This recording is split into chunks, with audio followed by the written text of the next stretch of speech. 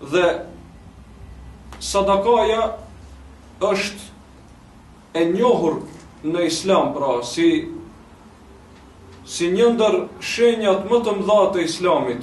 Dhe kur themi sadakaja e përfshin atë që është e obligueshme dhe e përfshin atë që është nafile.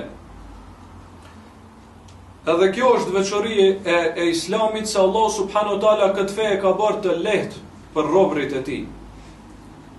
E ka bërë që mos ti ngarkoj ata. Andaj prej sadakas së obliguar që është zeqati, i kërkon vetëm 2.5% brenda vitit për atë që e ka rritur një shumë të caktuar të kapitalit apo parave.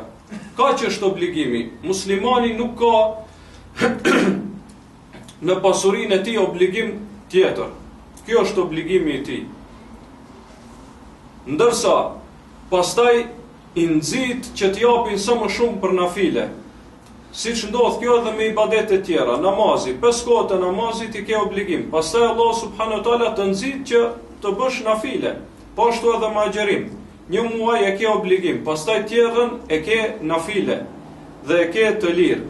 Edhe tek sadakaja është kështu, pra Allah subhanahu wa taala e ka bërë një pjesë obligim që është zeqati, e pastaj nxit robrit e tij që sa më shumë pra t'i japin sadaka njëri tjetrit, që sa më shumë të kenë një farë, të jenë pra një farë shoqërie që është e bashkuar, që i forti e din hallin e të dobtit, pasaniku e din hallin e të varfrit, në mënyrë që t'i ndihmojnë njëri tjetrit.